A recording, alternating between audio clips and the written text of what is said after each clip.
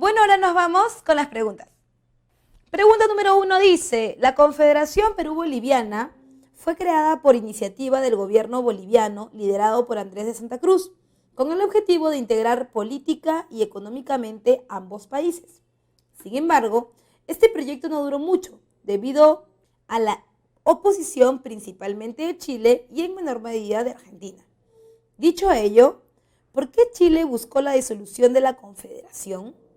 Bueno, nos vamos a enmarcar primero en la creación de la Confederación. ¿Qué es la Confederación, profe? Yo recuerdo que en la semana de la independencia vimos algunos planes que tenía Bolívar. Entre los planes de Bolívar estaba el de la creación de la Federación de los Andes. ¿Qué implicaba la creación de la Federación de los Andes? Implicaba la unión territorial de los países libertados por Bolívar, incluida Panamá, ¿no? Que era el espacio de comercio indiscutiblemente importante en este periodo. Eso es la Federación de los Andes, la inclusión de Panamá y los países libertados por Bolívar. Ahora, cuando Bolívar está en el Perú, finales de su gobierno, tiene que dejar el gobierno del Perú para ir a sofocar el levantamiento de los criollos en la Gran Colombia. Recuerda tú que la Gran Colombia no era partidaria y no éramos del agrado de la Gran Colombia. La Gran Colombia no quería ayudar a mantener la libertad del Perú que había estado sosteniendo en un buen tiempo Bolívar. Entonces, Bolívar tuvo que regresar por el poder y cuando él estuvo en la Gran Colombia, pues lamentablemente falleció, murió, pero dejó en el gobierno de su país recientemente creado, Bolivia, a Andrés de Santa Cruz. Andrés de Santa Cruz, ¿no?, tiene una rencilla importante con Gamarra, porque Agustín Gamarra, que no fue electo presidente en ese periodo convulsionado llamado primer militarismo, sino que el primer presidente elegido por el Congreso fue José de la Mar, Gamarra inició una campaña política y militar con su propio ejército en contra de Santa Cruz, porque él decía que si este es el territorio peruano, ¿no? Vamos a poner este territorio peruano, ¿no?, y esto es Bolivia, él decía que en realidad Bolivia era el Perú porque en algún momento había pertenecido al Tahuantinsuyo y también había pertenecido al Virreinato del Perú. Por lo tanto, a través de la máxima de uti possidetis, él invadió Bolivia. Al invadir Bolivia, que estaba conectada con la Gran Colombia, ¿no es cierto?, comenzó disturbios con el Perú y esto ocasionó grandes problemas que finalmente decantan en la Confederación Perú-Boliviana. ¿Qué es lo que quiere Bolivia? Bolivia quiere la unión definitiva de manera territorial del Perú y ellos mismos. Ahora, esta nueva unión se dividiría en tres: en Estado norperuano, Estado surperuano y Bolivia. También traería consigo la creación de la Ley de Puertos Libres. ¿Qué significa eso? Si vemos por acá, ¿no es cierto? Este es el puerto de Valparaíso en Chile, este es el puerto del Callao y ahí paramos de contar con puertos importantes para América del Sur. Ahora, ¿cuál es el detalle aquí? El detalle aquí es que la nueva confederación, que tendría Estado norperuano, surperuano y Bolivia, iba a poner, lógicamente, más puertos para que abastezcan a la nueva distribución de la tierra. Iba a haber puerto de Paita, se mantenía el puerto del Callao, iba a estar el puerto de Cobija, iba a estar el puerto del Estado surperuano, y eso hacía que Chile tuviera un descontento. ¿Por qué? Antes de la Confederación y antes de la Ley de Puertos Libres había una hegemonía económica en el Pacífico Sur por parte de Chile porque ellos eran los únicos que podían comercializar, pero ahora con la Ley de Puertos Libres aparece mucha competencia y con esa competencia entonces Chile no está de acuerdo. Por eso tu clave es la letra C, que Chile no quería la Confederación porque afectó su comercio en la región y perdía la hegemonía en el Pacífico Sur. Tu clave es la letra C. Pregunta número 2 dice, sobre los siguientes enunciados, en relación a los gobiernos después de la Confederación, señale verdadero o falso según corresponda. Los liberales peruanos lograron la estabilidad política del país. Primero hay que tomar en cuenta qué cosa es hablar de un liberal. Un liberal es aquel gobernante que está designado por el Congreso. Y bueno, los liberales nunca lograron la estabilidad política. Cierta estabilidad política en algún momento los militares la logran, pero siempre se interrumpe por los golpes de Estado. Entonces, entre el 39 y el 45 no hay estabilidad política, ¿ok? Y mucho menos de parte de los liberales, ¿ok? Por otro lado, también dice que las tropas peruanas ocuparon la capital del país vecino de Bolivia. Eso es verdadero, pero no tropas del ejército peruano, que no existía, sino tropas peruanas que eran lideradas por Agustín Gamarra, ¿no es cierto? Entonces vamos a poner falso, verdadero. Dice, se estableció el directorio cuyo gobierno fue conservador y autoritario.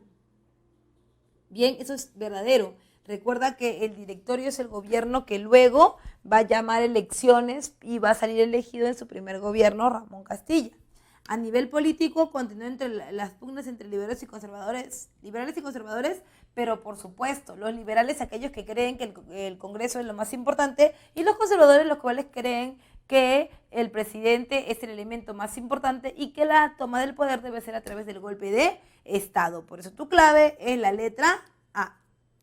Pregunta número 3 dice, el dinero del guano se empleó principalmente en el ensanchamiento de la burocracia civil y militar. El Estado pudo montar por fin un aparato efectivo de gobierno. Prefectos, jueces y gendarmes volviéronse parte del paisaje humano del interior. Ello supuso un freno a la autonomía de los caciques locales, no su desaparición, ya que estos, aunque consiguieron ser subordinados por el poder central, mantuvieron cuotas de poder importantes dentro de las regiones. Este texto es extraído del libro del profesor Carlos Contreras y Marcos Cueto en la edición del año 2018, el ya conocido y bestseller Historia del Perú Contemporáneo. Y te preguntan, de la lectura anterior que hace referencia al periodo del guano, ¿se puede inferir que gracias al dinero obtenido por la venta del fertilizante? O sea, te preguntan, ¿cuál es la consecuencia de la venta del fertilizante? Muy bien. Una de las cosas que tenemos que tomar en cuenta en esta pregunta es darnos cuenta qué permitió la venta del guano. Vamos por partes. No es que el guano haya favorecido a todos. El guano favorece a un grupo de poder que mayoritariamente estaba formado por el partido civil, ¿no es cierto? Los civilistas, que ellos eran los llamados a vender, los llamados a hacer transacciones en Europa, sobre todo en Inglaterra, porque estamos en el contexto de la primera revolución industrial, una revolución textil, en donde la materia prima es muy importante y es por eso que el Perú se ve tan ligado a Inglaterra en esta parte de la historia universal, de la historia de Perú. Entonces, favorece a un grupo de poder que son los civilistas y el Estado, hay un contrapunto de que los civilistas tengan mucho poder, que si bien es cierto son los dueños de las embarcaciones, si bien es cierto son los dueños, entre comillas, de los chinos que llevan el guano, y se podría deducir que ellos son los que más poder tienen, hay que tomar en cuenta que el Estado peruano, si bien es cierto su poder no fue magnificente, tiene una mayor presencia, no en Lima, sino ahora al interior del país, donde se saca el mineral, por donde se lleva a los puertos, hacia Inglaterra. Entonces la posición del Estado se refortalece con la aparición del guano, porque son necesarios para el desarrollo económico de estos civilistas. Por eso tu clave es la letra D. Pregunta número 4 dice, la Guerra del Pacífico entre el 79 y el 83 fue un conflicto que enfrentó a Chile contra el Perú y Bolivia por el control de los territorios salitreros de Antofagasta y Tarapacá. Este conflicto culminó con el Tratado de Ancón, cuyas consecuencias fueron, te preguntan por el Tratado de Ancón, el fortalecimiento del caudillismo militar verdadero después de la guerra contra Chile. Y la gente ya no cree en los gobernantes civiles porque ha pasado un Piero, un García Calderón, un Luis Lapuerta por la guerra y todo el mundo se ha escapado o han dejado el gobierno, como Prado, por ejemplo, que si bien es un militar, él nunca llegó a posicionarse durante la guerra. ¿Ok? Ahora, lo otro es paralización productiva, pero por supuesto, y eso no solamente en la guerra del Pacífico ni en la guerra de independencia, en todas las guerras la producción se paraliza. ¿Por qué? Porque si yo produzco demasiado y no tengo dónde vender, van a haber problemas. Profesora, ¿pero por qué no vas a tener dónde vender? Porque los puertos están ocupados por las tropas. Normalmente las guerras comienzan por el puerto. Si el puerto está intervenido, si el puerto está militarizado, no van a poder haber grandes contingentes de compra y venta, lo cual va a hacer entonces que haya una paralización de la producción, porque si yo no vendo mucho, tampoco puedo producir demasiado, porque si no voy a sobreproducción. Ahora, lo otro dice, pérdida total de los ingresos del guano. Eso es mentira, el Estado sí se quedaba con algunos pocos, inclusive hace obras públicas. Por otro lado dice, destrucción de la infraestructura. Bueno, sí, lo que teníamos, ¿no?, de infraestructura durante la Guerra del Pacífico, bancas, bibliotecas, calles, van a ser saqueadas por los chilenos. Y finalmente dice la hegemonía del partido civil. Bueno, en este periodo no hay hegemonía del partido civil, donde hay más hegemonía, sobre todo política y económica, es después de la guerra. Por eso tu clave es la letra B, 1, 2 y 4. Y como cada semana, hemos llegado al final de este capítulo. No olvides que tú y yo nos vemos la próxima semana. ¡Chao!